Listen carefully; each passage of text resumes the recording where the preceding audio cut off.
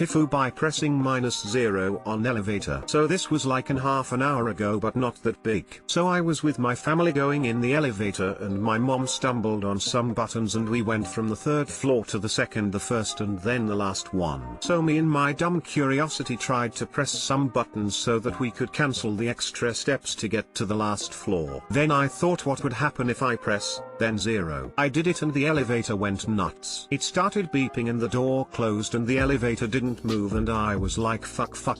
We spent like 5 minutes there and we had my sister's birthday party and we couldn't be late, so we forced the door to open and kind of stuck it. So now I'm at the restaurant typing this and hoping that the elevator didn't break, but I think it didn't. So guys, never press, and then 0 on an elevator. TLDR, pressed, and 0 on an elevator right before a birthday party got stuck on the elevator.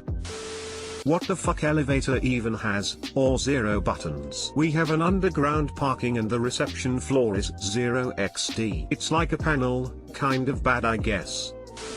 Did you call the building to say what happened? You probably should, so they know. Yeah, we called them right after we arrived at the birthday party. Gotta watch out for those edge cases.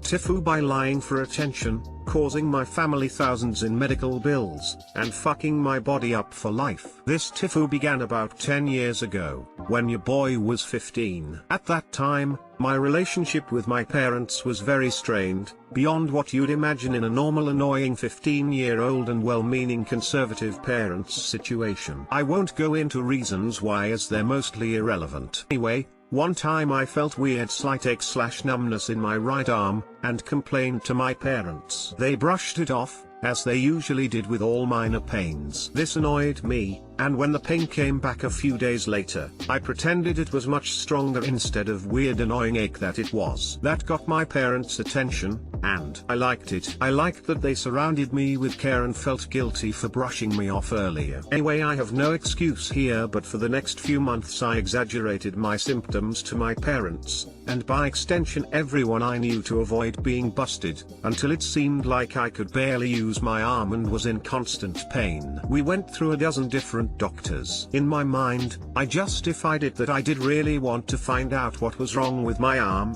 and I always explained my symptoms truthfully, i.e., pain, numbness, weakness, just majorly exaggerated them. Eventually we found a niche specialist who confirmed I was born with a defect in my arm. I am not naming what, since this is already pretty identifiable. This issue was pretty rare and could bother a person a lot or very little. A surgery existed to correct it, but was only offered to people who were in significant discomfort, since the recovery from the surgery was very unpleasant and there was a risk of subsequent side effects. Now, based on my real symptoms, I'd have thought long and hard whether to agree to the surgery. But I kind of had no choice, given how I had painted the situation. So my parents had gone private for the best surgeon available, and we did the whole thing, and the recovery took almost 6 months, not to mention the amount the whole thing cost. But wait, it gets better.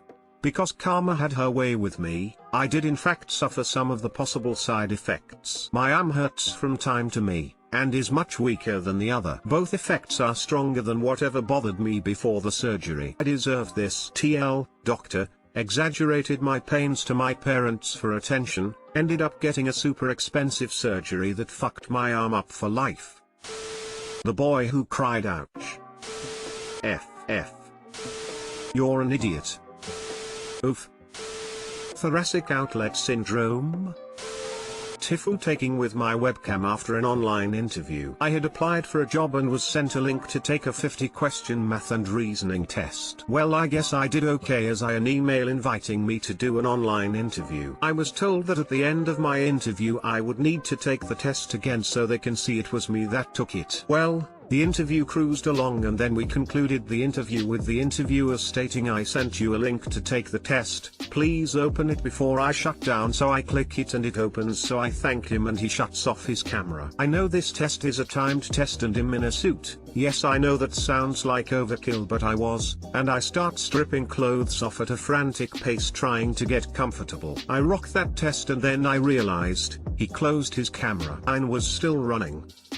Needless to say, as well as my interview went to the point that I was told how well I would fit in, I got the call we're gonna go another direction. Doctor, I stripped in front of my webcam after my job interview and realized my cam was still on. I missed out on the job. Work on your stripper game. Ouch, that sucks, sorry man. Just remember to not strip right after when you do the next one, lol.